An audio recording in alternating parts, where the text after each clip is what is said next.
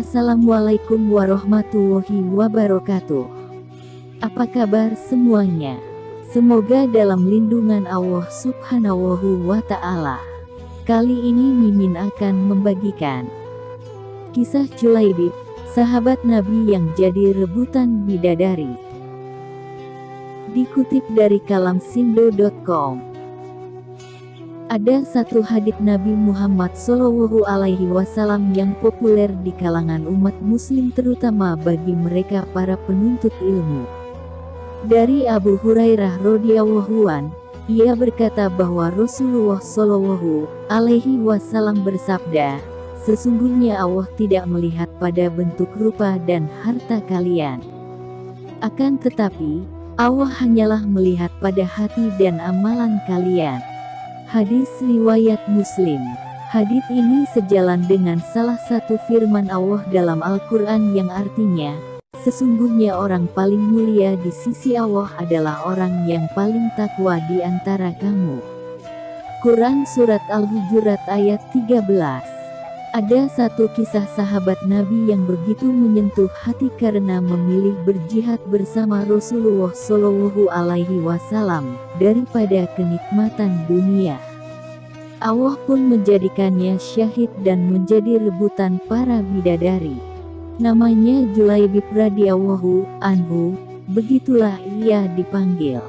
Namanya menunjukkan kalau ciri fisiknya yang kerdil dan pendek. Nama Julaibib merupakan nama yang tak biasa dan tidak lengkap. Nama ini bukan ia sendiri yang menghendaki, bukan pula orang tuanya. Julaibib hadir ke dunia tanpa mengetahui siapa ayah dan ibunya.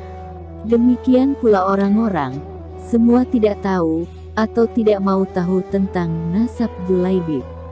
Bagi masyarakat Yasrib, Madinah, tidak bernasab dan tidak bersuku merupakan aib yang besar. Tampilan fisik dan keseharian Julaibib yang lusuh menjadi alasan orang lain tidak mau dekat-dekat dengannya. Wajahnya terkesan sangar, pendek, bungkuk, hitam, dan fakir. Kainnya usang, pakaiannya lusuh, kakinya pecah-pecah, tidak beralas. Tidak ada rumah untuk berteduh, tidur hanya berbantalkan tangan, berkasurkan pasir dan kerikil.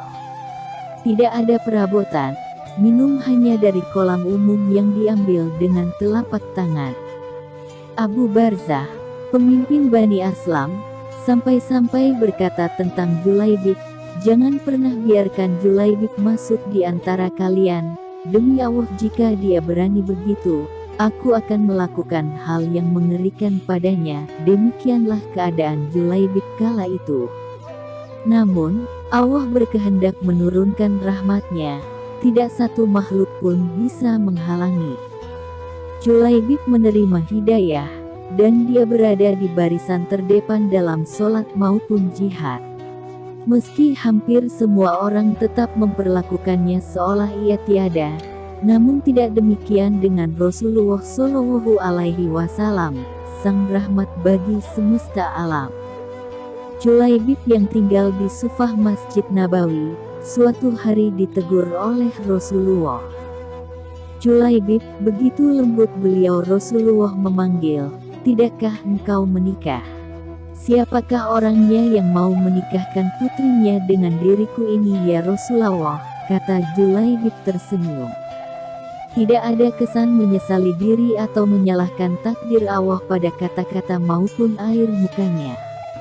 Rasulullah SAW juga tersenyum. Mungkin memang tidak ada orang tua yang berkenan pada Julaibib.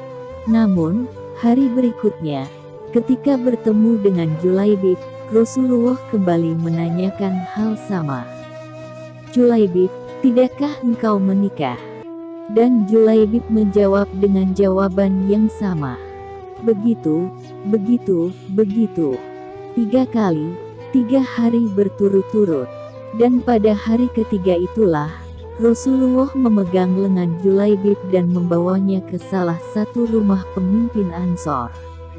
"Aku ingin menikahkan putri kalian," kata Rasulullah pada si pemilik rumah.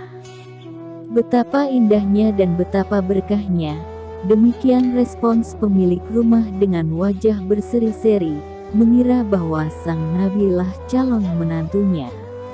"Oh, ya Rasulullah, ini sungguh akan menjadi cahaya yang menyingkirkan temaram di rumah kami." "Tetapi bukan untukku," kata Rasulullah.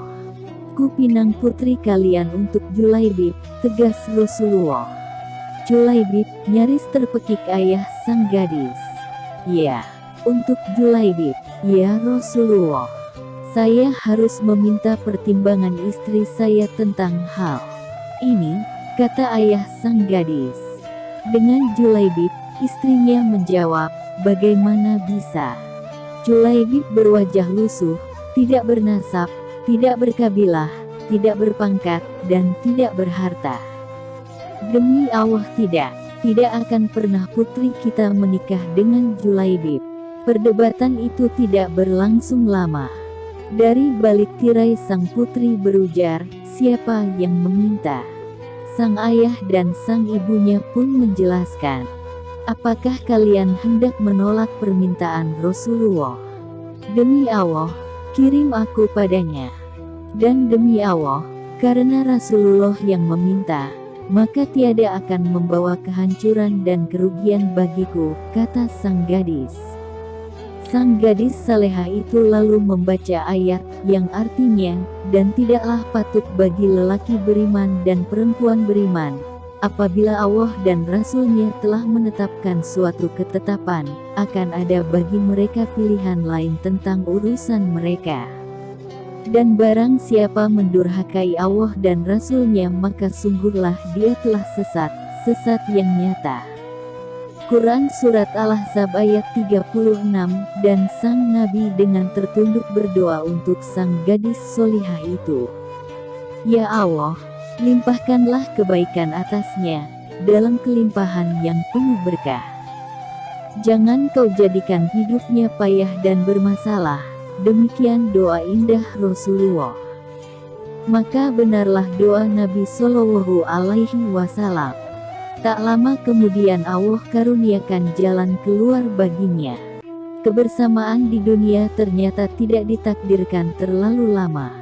Meski di dunia sang istri salehah dan bertakwa, tapi bidadari telah terlampau lama merindukannya di surga. Julaibib lebih pantas menghuni surga daripada dunia yang tidak bersahabat padanya. Saat syahid di medan perang, Rasulullah begitu kehilangan. Pada akhir pertempuran, Nabi Shallallahu Alaihi Wasallam bertanya, "Apakah kalian kehilangan seseorang?" "Tidak ya Rasulullah," serempak sahabat menjawab. "Sepertinya Julaibib memang tidak berarti di kalangan mereka." "Apakah kalian kehilangan seseorang?" tanya Rasulullah kembali. Nabi Shallallahu Alaihi Wasallam bertanya lagi.